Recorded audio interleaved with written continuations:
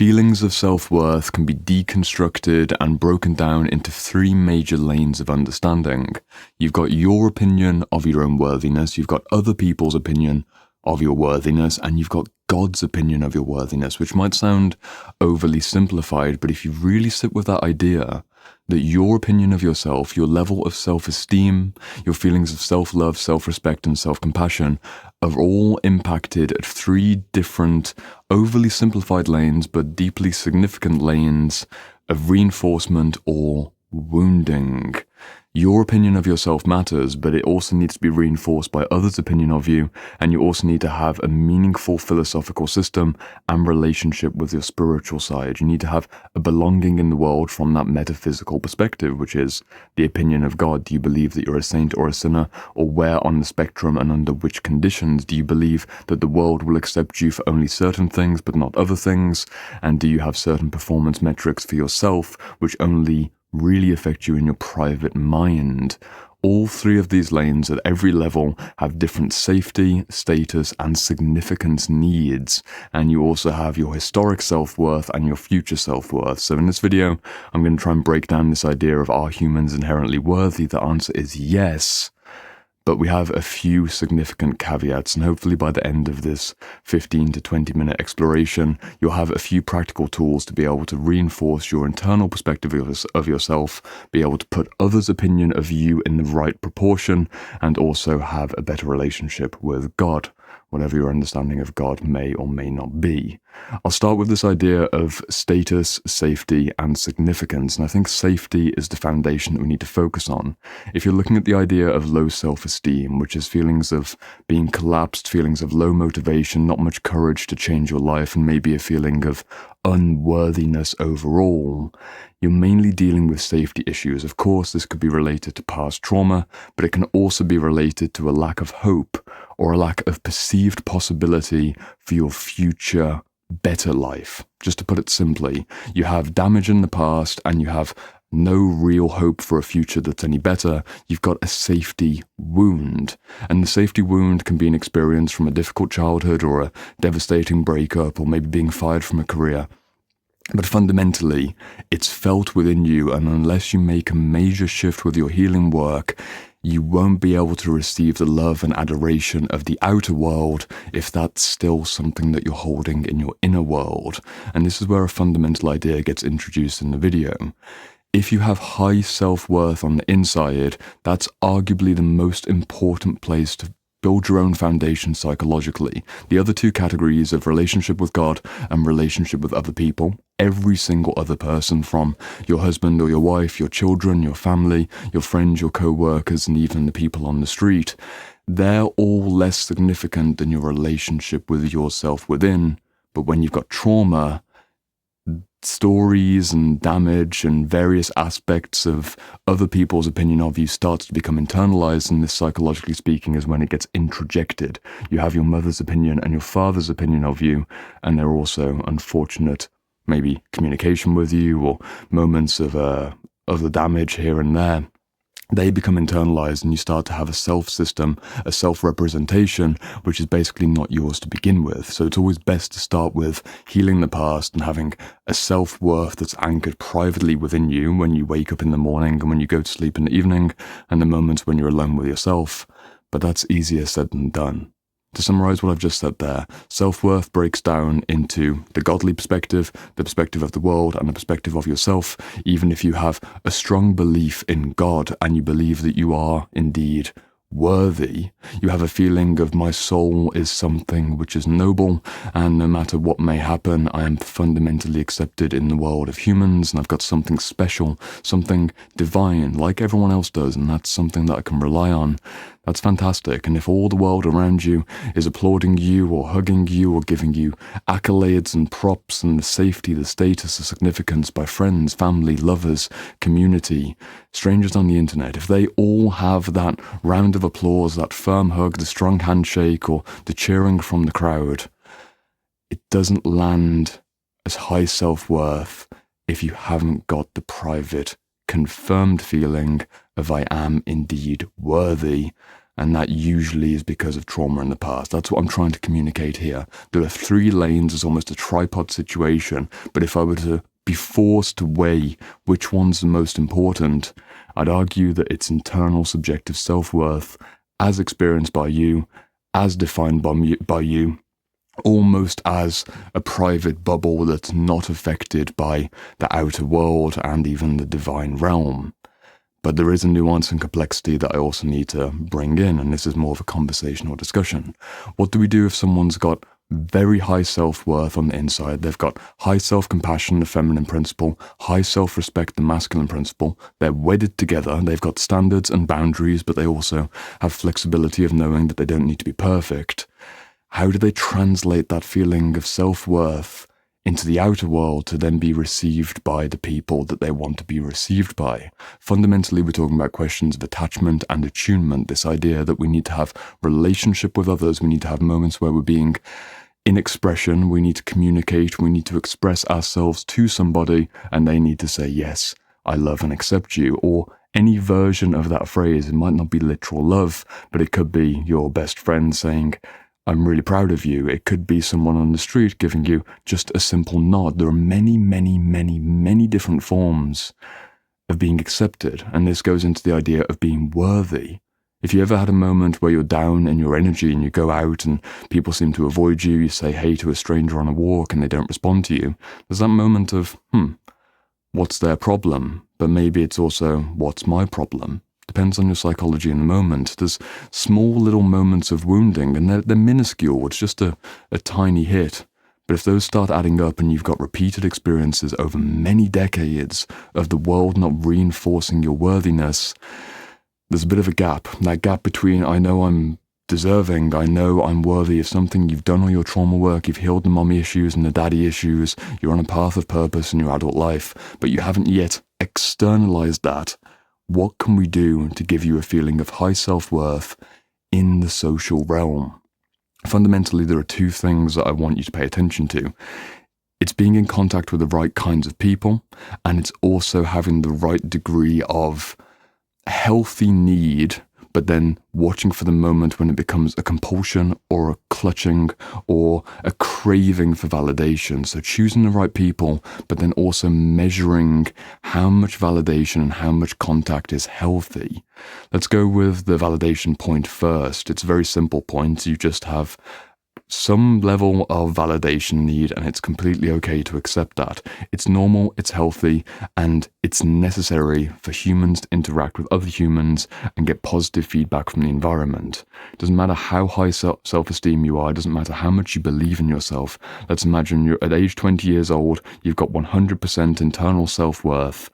How many years in a row of the world saying no, no, no, or go away, or I hate you, or you're a piece of so-and-so, until that self-worth starts to go down and down and down. If you're still 40 years old and no one's responded positively to you and you've lived 20 more years of high self-esteem on the inside but zero respect on the outside, we call that kind of person delusional, or at the very least, they've lived in a very isolated, almost fantasy realm of belief about who they are, and that's also the grandiose or maybe even narcissistic individual. They just haven't got enough confirmation from the outer world, and it's a very sad existence to live inside. There has to be some degree of validation, some genuine possibility of receiving nourishment from other people, and that matters for our self-worth. How much practically are we speaking? Well, it depends on your personality type. This idea of needing safety is something that we've established by doing trauma work, but this idea of status and significance goes into the realm of the other, both other people and also relationship with God. Status is more of a question of other people. Significance is more of a question of God, but both of the categories do apply. You need to have status in the social realm.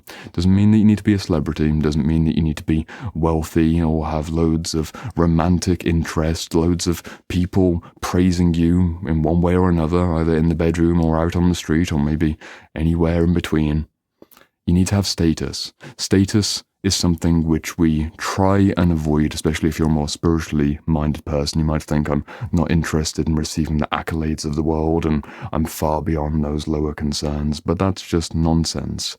Even being praised with a smile, with a hug, with someone paying attention to you means that they give you a certain degree of status that you're worthy of paying attention to. If you walk into the meditation center and nobody acknowledges you, nobody says hello, nobody asks a few questions, nobody's interested in you, you haven't got any status. That's a spiritualized context, but in the work environment, in the family environment, in the dating context, you need to have a feeling of high status depending upon your stage of life and depending upon the values that you want to be given back to you based on what you're giving out. If you're interested in material success, you need to have a degree of status tied to your value of material success. If you're interested in making an impact on the world, for example, I'm interested with this YouTube channel putting out free material on a consistent basis to make it as accessible as I can for more intermediate and advanced individuals a few years deep into their healing and self-development journey.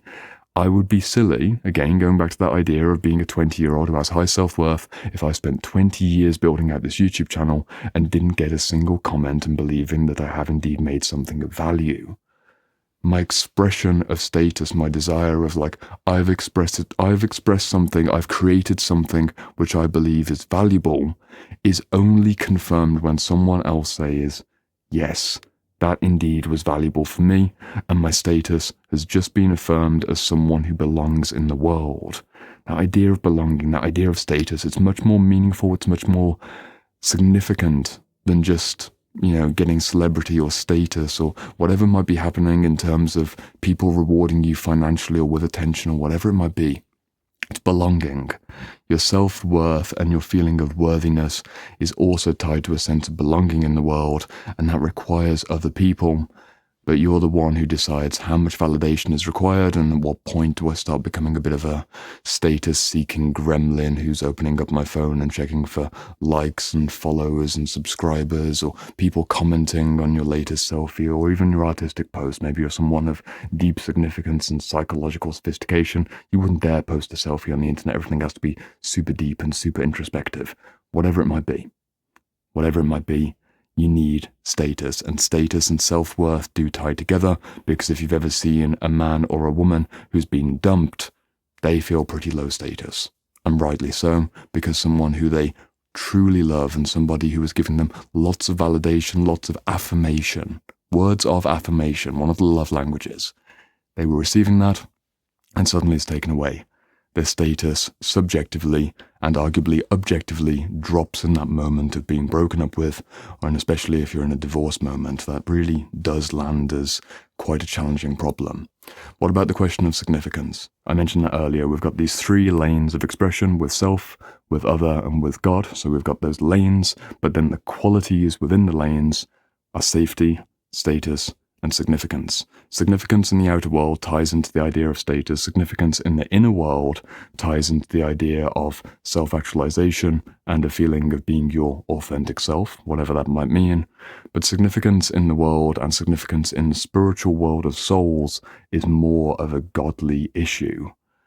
What do you believe about your soul? What do you believe about your relationship with God? Do you believe in a certain incarnational theory? Do you believe in past lives, future lives, reincarnation, a heaven, a hell, the idea of fate or destiny, the idea of predetermined life path? Whatever your philosophy might be, make sure that you've figured out at least the essentials.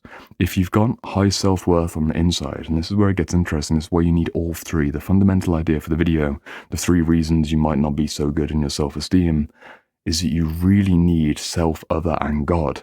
You could be very high self-esteem on the inside, have thousands of people in the public, dozens of people in your inner circle, and the right kinds of romantic partner and family connections. They could all be incredibly supportive. But if you don't have a feeling of significance at the spiritual level, you will reach a moment, usually in your midlife, where things start to feel empty. You don't feel like you're doing anything of significance because you don't feel a sense of significance in your own existence on Earth. And it's a deeply metaphysical moment, and if you're not there just yet, or you haven't been there before, and you haven't had this dark night of the soul experience, you might not fully grasp what I'm trying to communicate. But if you've been plunged into that wider metaphysical perspective and that very heavy, very scary at times experience of not knowing what this is all about, that's a moment that can't be bypassed through any degree of historical proof or future projection about your status in the world. And also safety doesn't really make a difference. If you're materially safe and you've got 50 years of savings to cover all of your costs, even at a very high standard of luxury, what's that all mean if you haven't got a place of significance in the universe? If your life doesn't mean much, if there's no sense of fate or destiny or purpose, it'll all fall flat, and it's something that's quite difficult to speak into, and this is why we need to have spiritual practices like meditation or prayer to be able to reinforce and bolster our sense of spiritual significance. And also it goes into that idea of spiritual status and spiritual safety. You need to believe that you're doing something that's worthy, because we are all worthy at the base level. There is such a thing as a divinity of everyone touched by the same divine spark.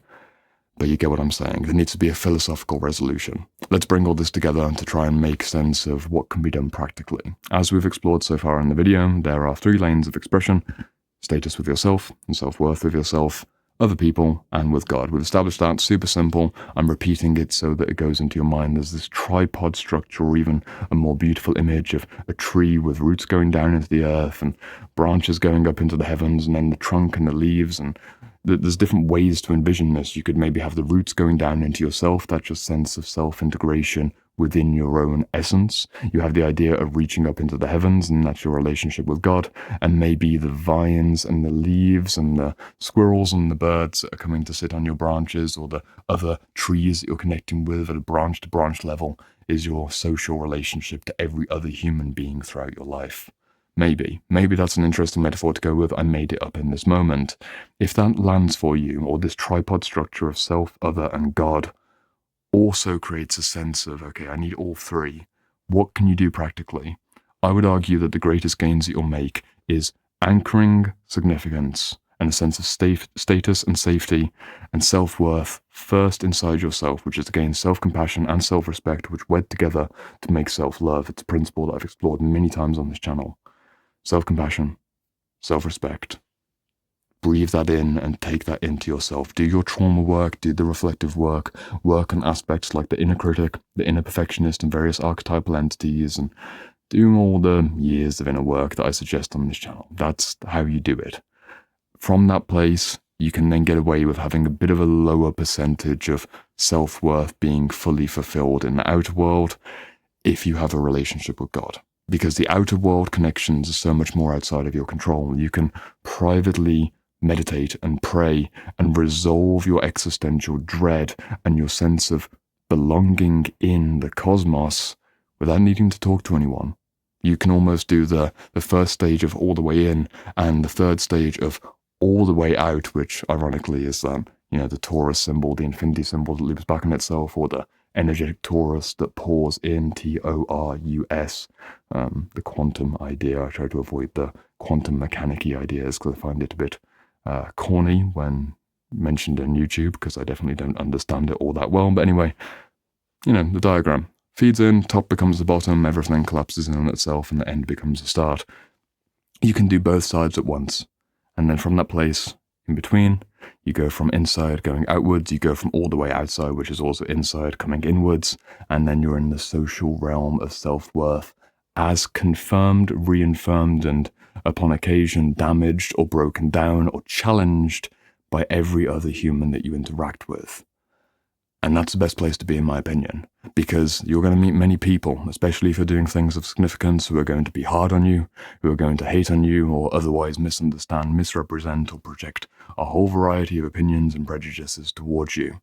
But if you're strong in your self-worth on the inside and you're good in your relationship with God, you will be resilient, and you'll also be quite gracious. You'll have a sense of levity. Is that the right word? A sense of levity might not be the right word, but a sense of buoyancy at the very least, a sense of ease, a grace, while moving through the world in your work, in your love, and in your personal healing practice. That's what I recommend. I hope this video has been useful. If you've got any tips I missed out, please leave them in the comments for other people. I'm trying to explore quite a complex idea in a simplified way, but again, many levels of nuance, 3 lanes, status, safety, and significance, and trying to do the best I can in a YouTube video. But hopefully I've reaffirmed my sense of status, safety, and significance in the world by contributing this to you and the couple thousand people that end up watching this over however many years the internet exists.